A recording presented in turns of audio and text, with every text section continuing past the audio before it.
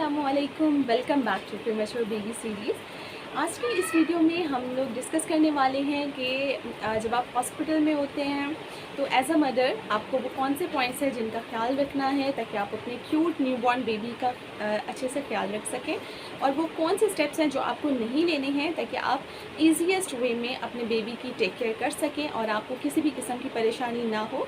अगर आपने ये स्टेप्स पहले से सुने होंगे, पहले से वीडियो को वॉच किया होगा, या कहीं ना कहीं से अगर आपके माइंड में ये पॉइंट आए होंगे तो आपके लिए उस टाइम पीरियड को स्पेंड करना बहुत ज़्यादा इजी हो जाएगा। और आई होप कि आपके लिए आज की वीडियो बहुत ज़्यादा हेल्पफुल होने वाली है। वीडियो को कंप्लीट वॉच कीजिएगा ताकि आपसे कोई भी इंपॉर्टेंट पॉइंट स्किप ना हो और आप मैक्सिमम जो इन्फॉर्मेशन है वो ग्रैब कर सकें। सो वीडियो को स्टार्ट करते हैं।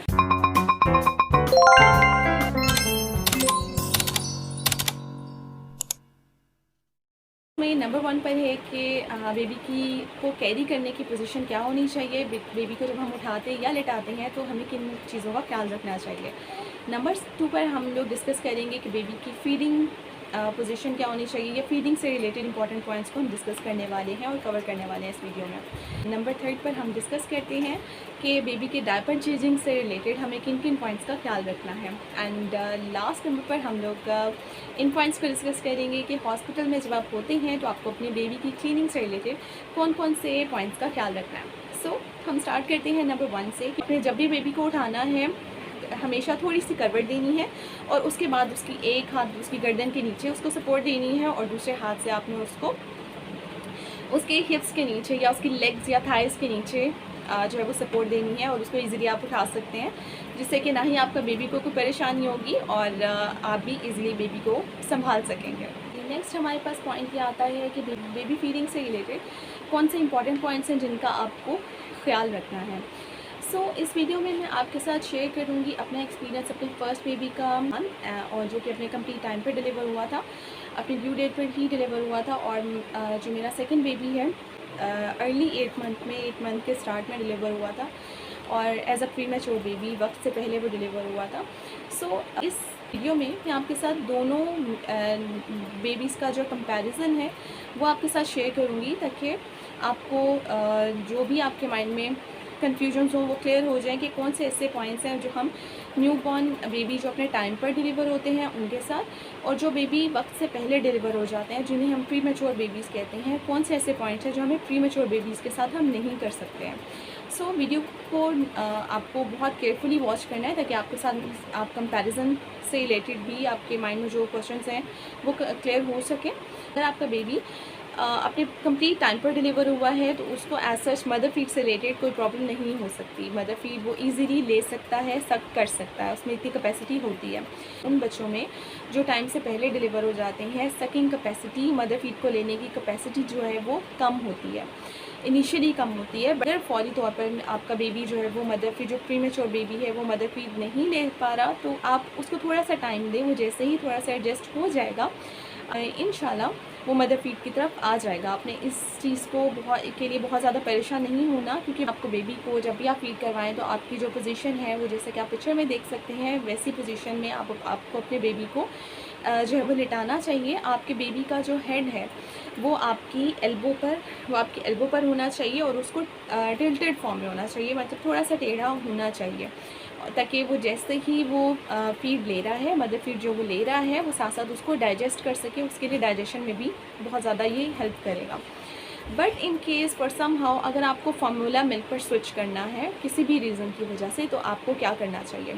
फार्मूला मिल्क पे अगर आप अपने बेबी को स्विच करते हैं तो आपको एक चीज़ का ध्यान रखना है कि जो मदर फीड होता है वो बहुत ज़्यादा पतला होता है।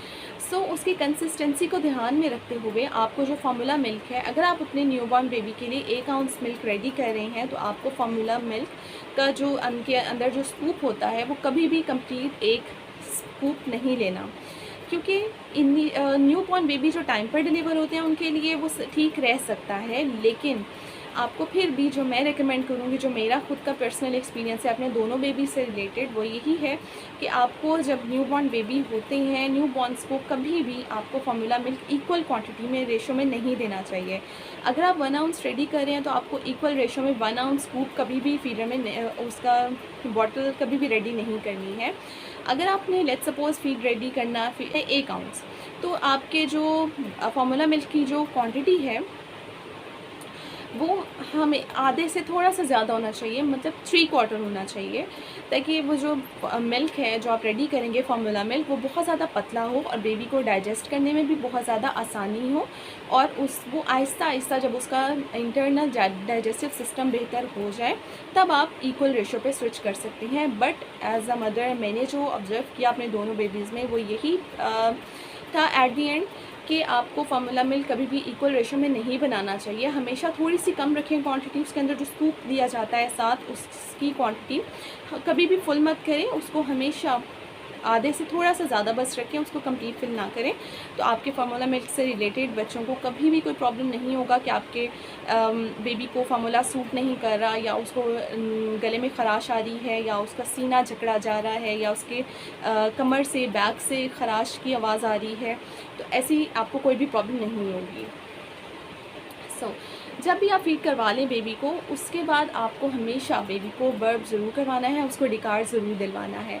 डिकार्ड दिलवाने के लिए आप अपने बेबी को अपने शोल्डर के साथ लगा सकते हैं, पीछे हल्के हाथों से उसकी कमर पर आप टैप कर सकते हैं, या फिर आप उसकी बैक साइड पर फ्रॉम अपसाइड डाउन आप हल्के हाथों से मसाज कर सकते हैं, जिसकी वजह से वो इजीली बर्प कर लेगा और उसको ऐसा कोई प्रॉब्लम नहीं होगा। नंबर 3 फीडिंग से रिलेटेड ही पॉइंट है कि आपको अपने बेबी को फीड करवाने के बाद कभी भी बिल्कुल सीधा नहीं लेटाना है। बेबी को हमेशा उसके सर को ऊंचा रखें, उसके सर के नीचे कोई सॉफ्ट सा पिलो रखें, या कोई भी चीज़ रख सकते हैं सॉफ्ट सी, ताकि बेबी का जो हेड है वो हमेशा ऊपर रहे और बेबी बिल्कुल सीधा फ्लैट। आपने उसको कभी नहीं लिटाना। उसका फीड करवाने के बाद स्पेशली जब आप उसको बर्फ करवा भी लें, डिकार भी दिलवा भी लें, तब भी आपको अपने बेबी का जो हेड है, उसका सर है, उसको हमेशा ऊंचा रख के उसको लिटाना है। समटाइम्स ऐसे होता है कि बच्चे दूध निकालना शुरू कर देते हैं, तो अगर आप अपने बेबी को बिल्कुल फ्लैट लिटाते हैं, उससे ये होता है कि बेबी का जो स्टमक है वो इतना स्ट्रॉन्ग नहीं होता, तो बच्चे का जो फीड है, वो दूध निकालना शुरू कर देता है। और खुदा ना खास्ता आपका बेबी अगर दूध निकालता है तो वो अपने सांस के साथ अंदर ले जा सकता है। इस चीज़ से बचाने के लिए आपको हमेशा उसका सर थोड़ा सा ऊंचा रखना है। नेक्स्ट हमारे पास पॉइंट आ जाता है कि डायपर चेंजिंग से रिलेटेड आपको कौन कौन से पॉइंट्स को अपने ध्यान में रखना है, ताकि आपके बेबी को किसी किस्म का कोई प्रॉब्लम ना आ सके।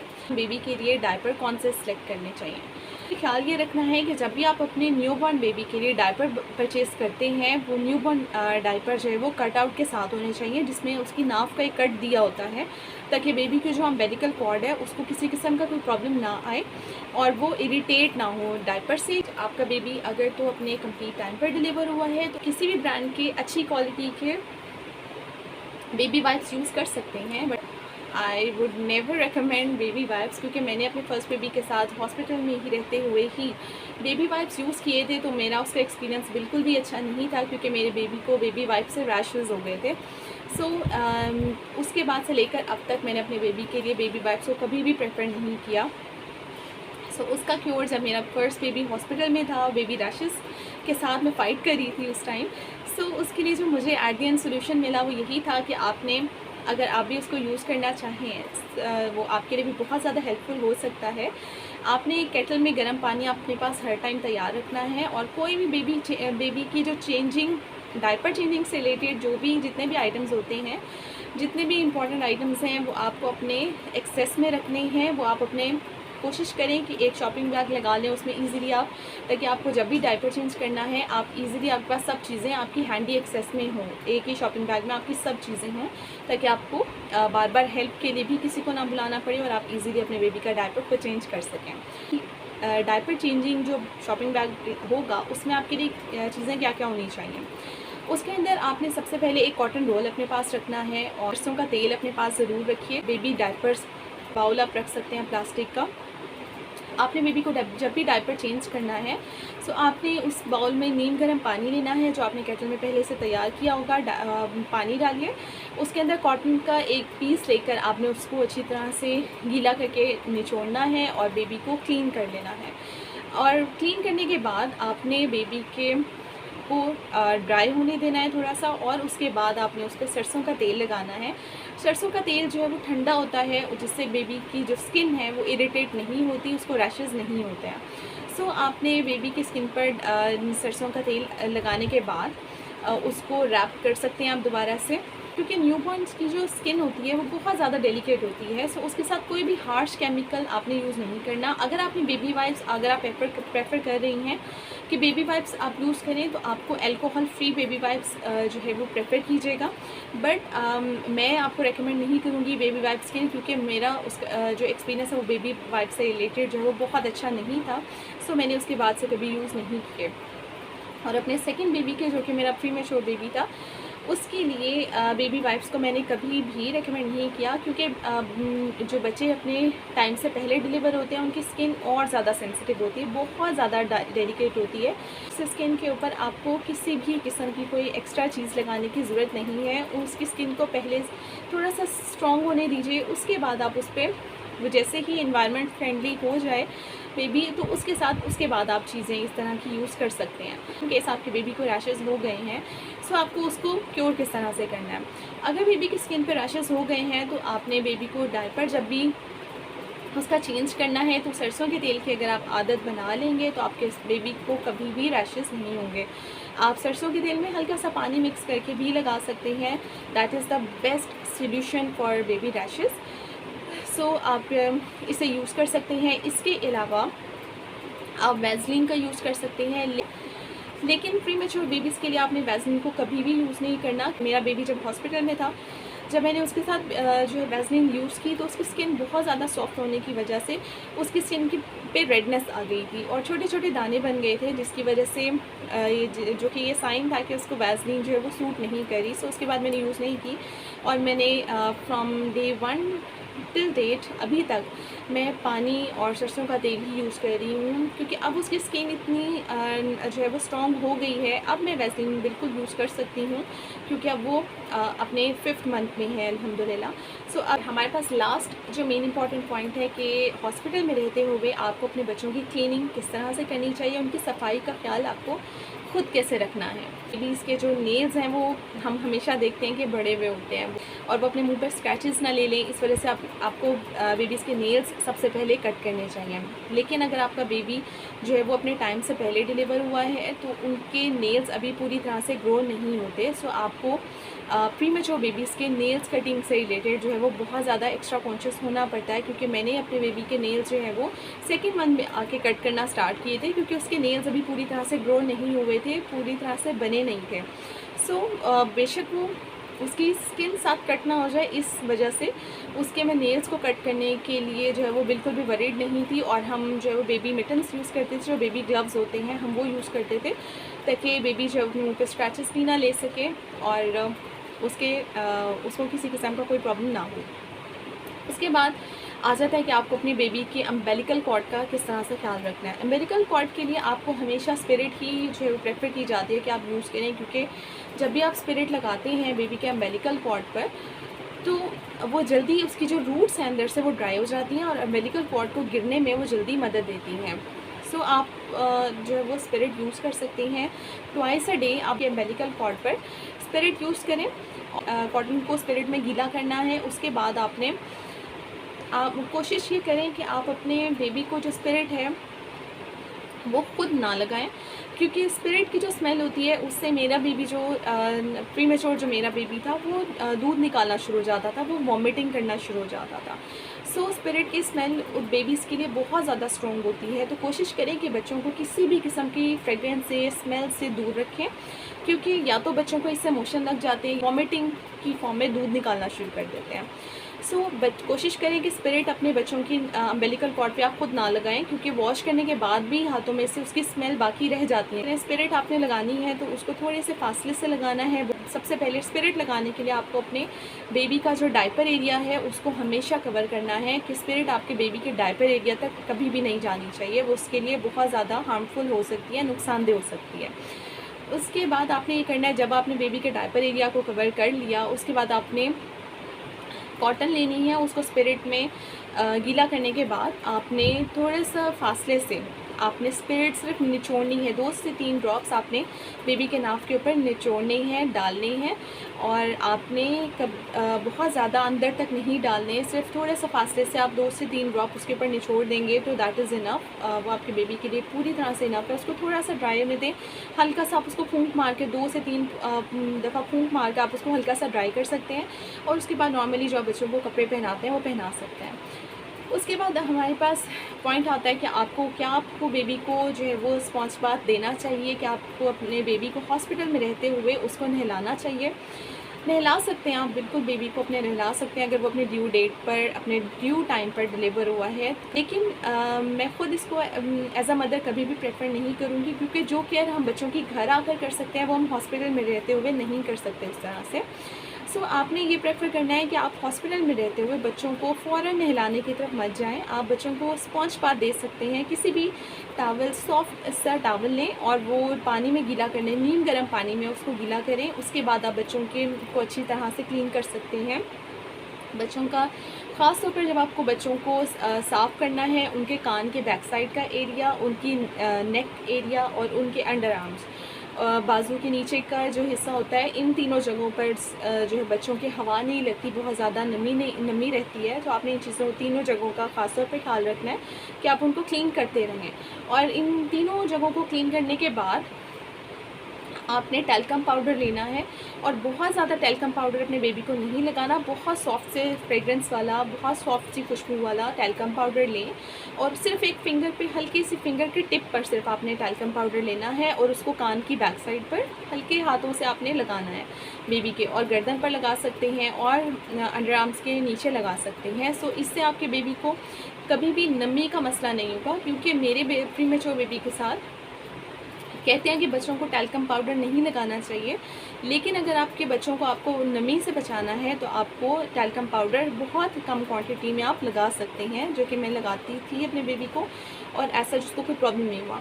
मेरे प्रीमेच्योर बेबी के साथ जो है वो एक ये मेन प्रॉब्लम हुआ, क्योंकि वो समर में था। बच्चों का कहते हैं कि जब भी आप कपड़े पहनाएं न्यूबॉर्न बेबीज़ को तो आपको उनका हेड कवर रखना चाहिए। सो मैं अपने बेबी का जो है वो हेड हर टाइम कवर रखती थी, जिसकी वजह से हम ऑब्वियसली हम कैप्स चेंज करते हैं, बच्चों के कपड़े चेंज करते हैं, लेकिन उसके कान का जो बैक साइड का एरिया है, उसकी स्किन इतनी ज़्यादा डेलिकेट थी मेरे बेबी की, क्योंकि वो 32-33 वीक्स के दरमियान पैदा हुआ था। तो उसकी स्किन बहुत ज़्यादा नर्म थी, बहुत ज़्यादा डेलिकेट थी उसकी स्किन, कि वो इवन के कैप पहनाने का जो दबाव पड़ता था उसके कान पर, उसके कान के पीछे स्किन उतर गई थी, नमी हो गई थी बहुत ज़्यादा। सो उसके बाद मैं जब भी उसको कैप पहनाती थी तो उसके कान के ऊपर तक के एरिया में पहनाती थी, ताकि उसके कान पे हवा के पीछे हवा लगती रहे। और टैल्कम पाउडर मैंने यूज़ किया, जिसकी वजह से उसके जो कान का जो बैक साइड का एरिया है वो कम्प्लीटली ड्राई हो गया, वहाँ स्किन दोबारा निकल आई।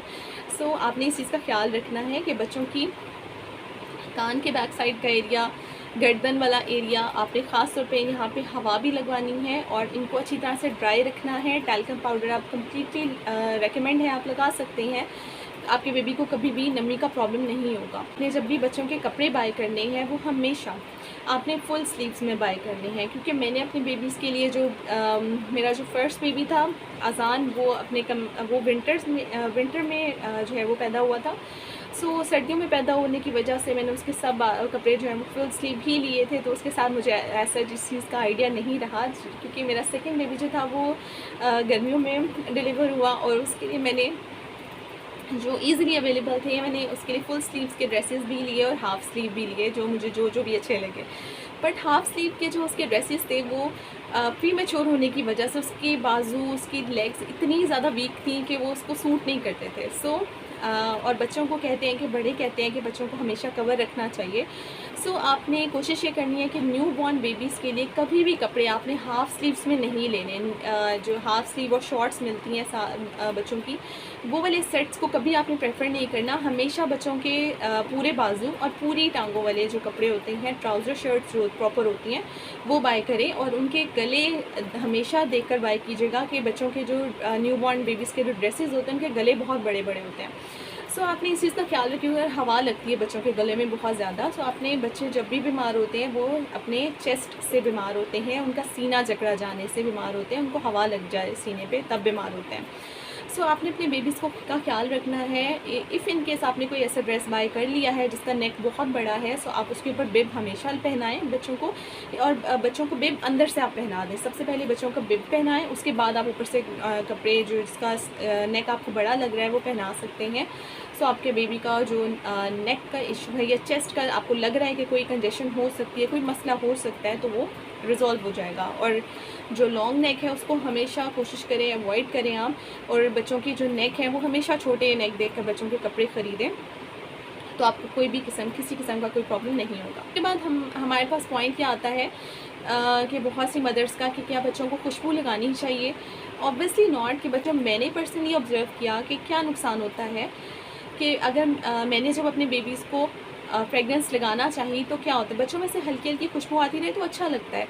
वो आप टैल्कम पाउडर की फॉर्म में यूज़ कर सकते हैं, बहुत हल्का सा टैल्कम पाउडर जिसकी बहुत सॉफ्ट सी स्मेल हो, वो फ्रेगरेंस हो, वो यूज़ कर सकते हैं आप। लेकिन बहुत हार्श किस्म की परफ्यूम्स या बेबी कोलॉन्स जो है, वो बेबी कोलॉन भी मैंने जब भी अपने बेबी को बेबी कोलॉन लगाया है तो उसको हमेशा से मोशन लग जाते हैं, क्योंकि बच्चों में कैपेसिटी, हर बेबी की अपनी कैपेसिटी होती है।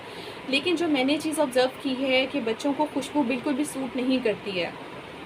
मेरा फ़र्स्ट बेबी के साथ मैंने जब भी मेरे फ़र्स्ट बेबी के साथ भी और सेकंड बेबी के साथ भी, जो प्रीमेच्योर बच्चे हैं उनके साथ ख़ास तौर पे आपको फ्रेगरेंस को बहुत ज़्यादा अवॉइड करना है, और कोशिश करें कि आप ख़ुद भी फ्रेगरेंस ना लगाएं एज अ मदर, और बच्चों को भी खुशबू से दूर रखें। क्योंकि जब भी मैंने अपने प्रीमेच्योर बेबी पे फ्रेगरेंस को यूज़ किया, कोई भी बेबी कोलॉन बहुत सॉफ्ट सी फ्रेगरेंस वाला भी मैं बेबी कोलॉन लगाती थी तो उसको मोशन लग जाते हैं।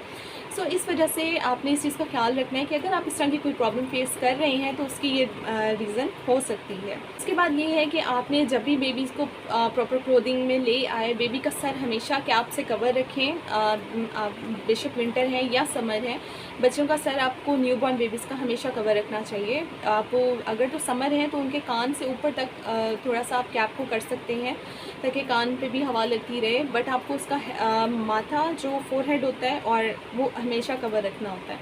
इसके अलावा आपको न्यूबॉर्न बेबीज़ को जब आप प्रॉपर क्लोथिंग में ले आए उसके बाद आपको बेबी स्वेडल हमेशा करना है। बच्चों को स्वेडल करने का एक फ़ायदा ये होता है कि बच्चे बहुत ज़्यादा गहरी नींद लेते हैं, वो रातों को बार बार जागते नहीं हैं, और बहुत ज़्यादा ये प्रॉब्लम आती है कि बच्चे रातों को बहुत जागते हैं, न्यूबॉर्न बेबी बहुत ज़्यादा जगाते हैं मदर्स को। तो उसका जो एक सलूशन है जो मैंने ख़ुद पर्सनली यूज़ किया वो यही था कि जब भी आप अपने बेबी को स्वेडल करते हैं, उसको अच्छी तरह कपड़े में लपेट लेते हैं, किसी भी बेबी रैप में लपेट लेते हैं, आप बच्चों को स्वेडल कर लेते हैं, तो बच्चों को संभालना बहुत ज़्यादा ईजी हो जाता है। ना ही उनको सर्दी गर्मी लगने का डर होता है आपको, वो बहुत ज़्यादा सिक्योर भी फ़ील करते हैं, वो सेफ़ फ़ील करते हैं, ना ही वो रोते हैं बहुत ज़्यादा।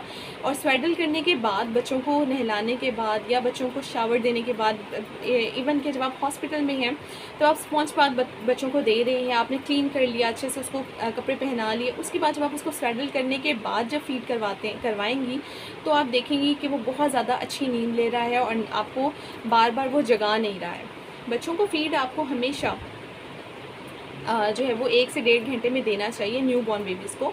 सो आपको इस चीज़ का ख्याल रखना है, क्योंकि फ़ीड वो बहुत थोड़ा लेते हैं, तो हर 1 से 1.5 घंटे के बाद आपको उनकी फ़ीड का खुद ख्याल रखना है कि आप उनको थोड़ा सा जगाएं और उनको फ़ीड करवाएं। बात हमारे पास लास्ट पॉइंट किया जाता है कि बच्चों के लिए जब आप हॉस्पिटल में हो तो स्पेशली आपको बेबी कैरी ज़रूर बाय करना है, बेबी कैरी नेस्ट जिसको कहते हैं। कोशिश करें कि वो आप एक एटलीस्ट वो ज़रूर बाय करें जिसके ऊपर नेट लगी हो, वो लेकिन वो नेट के साथ होना चाहिए, ताकि बच्चों को हॉस्पिटल में रहते हुए अगर वहाँ पर मच्छर हैं या बहुत सारे कीड़े मकोड़ों से आप बच्चों को बचा सकते हैं। बहुत से हॉस्पिटल्स ऑब्वियसली क्लीन होते हैं, बट स्टिल आपको बच्चों के लिए कुछ एक्स्ट्रा केयर करनी पड़ती है। सो उसके लिए अगर आप बच्चों के लिए कैरी नेस्ट बाय कर रहे हैं तो उसको आप हमेशा नेट के साथ वाला परचेज़ करें। जैसे कि आप देख सकते हैं कि मेरे लिए बहुत ज़्यादा हेल्पफुल रहा, मेरे बेबी के लिए सेकंड बेबी के लिए मैंने ये परचेज़ किया था, जो कि मेरा प्रीमेच्योर बेबी था। उसको उठाते हुए बहुत ज़्यादा डर लगता था क्योंकि वो बहुत ज़्यादा छोटा था। सो जब भी हम उसको कैरी में डाल लेते थे तो हमारे लिए उसको उठाना बहुत ज़्यादा ईजी हो जाता था, और एटलीस्ट हमें पता होता था। समटाइम्स बेड पे भी अगर हम उसको लिटाते थे तो हमें समटाइम्स ख़ुद ही नहीं पता चलता था कि यहाँ पर बेबी लेटा हुआ है। सो आप कोशिश ये करें कि रात के वक्त में या पूरे दिन में भी, मेरा baby first initial almost 2 months में वो बेबी कैरी नेस्ट में ही रहा था। जैसे ही उसने थोड़ा सा वेट गेन किया सो उसके बाद जो है लेटाने में आज सच कोई प्रॉब्लम नहीं हुआ। लास्ट में एक एडिशनल पॉइंट ऐड करना चाहूँगी कि जब भी आप बच्चों के कपड़े परचेज़ करें न्यूबॉर्न बेबीज़ के, तो हमेशा लाइट कलर्स वाले परचेज़ करें। बेबी कैरी नेस्ट अगर आप परचेज़ करें तो वो भी लाइट कलर का परचेज़ करें। बच्चों की जो बेडशीट है वो भी लाइट कलर की परचेज़ करें। अगर आप बच्चों को कहीं पर लेटा रहे हैं, क्योंकि समर सीज़न है, हर जगह पर छोटे छोटे कीड़े मकोड़े या चींटियाँ निकल आती हैं। अगर आप बहुत ज़्यादा केयर भी कर रहे हैं तो उसके बाद भी कहीं ना कहीं से चींटियाँ आ जाती हैं। सो अपने बच्चों को सेव करने के लिए एक तो कैरी नेस्ट आप परचेज़ करें जिसके साथ नेट हो, और उसके अलावा अगर आप बच्चों को कहीं भी इनकेस आपको लेटाना है तो नीचे बहुत ज़्यादा लाइट कलर का या वाइट कलर का आप शीट बिछाकर उसके ऊपर बेबी को लेटा सकते हैं, ताकि अगर इस तरह का कोई भी इशू होता है तो आपको एटलीस्ट पता हो। सो आई होप कि आपको आज की वीडियो जो है वो आपके लिए बहुत ज़्यादा हेल्पफुल रही होगी, और थैंक यू सो मच कि आपने वक्त निकाला और मेरी वीडियो को कंप्लीट वॉच किया। अगर आपको वीडियो इन्फॉर्मेटिव लगी हो तो वीडियो को लाइक ज़रूर कीजिएगा, चैनल को सब्सक्राइब कीजिएगा, ताकि मज़ीद इस तरह की वीडियोस मैं आपके लिए मज़ीद वीडियोस लेकर आती रहूं। और आपकी अप्रिसिएशन मेरे लिए बहुत ज़्यादा मीनिंगफुल है, सो ज़रूर अप्रिशिएट करते रहा कीजिए। और उसके अलावा आप अपनी सराउंडिंग में भी वीडियो को शेयर कर सकते हैं, ताकि ये भी एक सदका जारिया है, अगर आप कोई इन्फॉर्मेशन आप दूसरों तक पहुंचा सकें, स्प्रेड कर सकें। Thank you so much. अपना ढेर सारा ख्याल रखिएगा। मिलते हैं नेक्स्ट वीडियो में। दुआ में याद रखिएगा। अपना ढेर सारा ख्याल रखिएगा, दुआ में याद रखिएगा। मिलते हैं नेक्स्ट वीडियो में एक नए टॉपिक के साथ। अल्लाह हाफ़िज़।